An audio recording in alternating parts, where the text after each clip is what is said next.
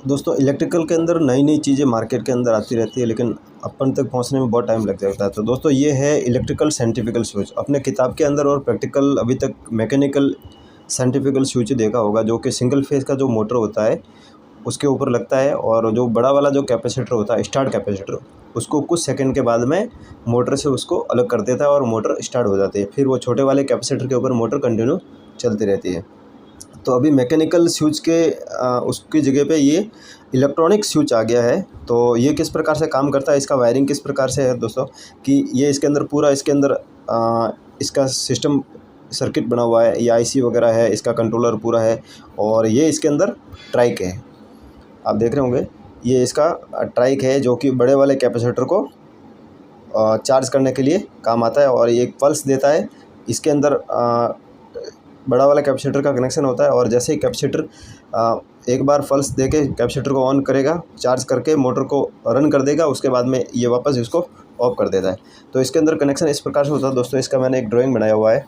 इसके अंदर जो वाइट और ब्लैक तार है, ये दोनों इसके अंदर इनपुट है, न्यूट्रल और फेस। इसका डायरेक्ट मोटर का जो मेन सप्लाई आएगा वो इसके अंदर इनपुट हो जाएगा, और यहीं से जो वाइट वाला होता है, वाइट के अंदर फेस होना चाहिए। तो फेस अपने को ट्राइक के अंदर, ट्राइक के A1 के ऊपर इनपुट हो जाएगा, ठीक है।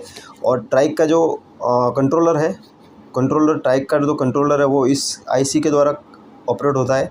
और जैसे ये ट्राइक ऑन होगा तो ये ब्लू वाले से इसको, रेड वाले से इसको कैपेसिटर को पावर देगा और मोटर स्टार्ट हो जाएगा। मोटर जैसे स्टार्ट होता है फिर ये यहाँ से बंद हो जाएगा, और जो उसके अंदर जो चार्ज रहेगा कैपेसिटर के अंदर, वो ये डिस्चार्ज, ये रेजिस्टेंस लगा हुआ है, ये दोनों रेजिस्टेंस लगा हुआ है, उसको वापस डिस्चार्ज कर देंगे और कैपेसिटर वापस डिस्चार्ज हो जाएगा। ये इस प्रकार से काम करता है। इलेक्ट्रॉनिक सेंट्रीफ्यूगल स्विच बोलते हैं इसको।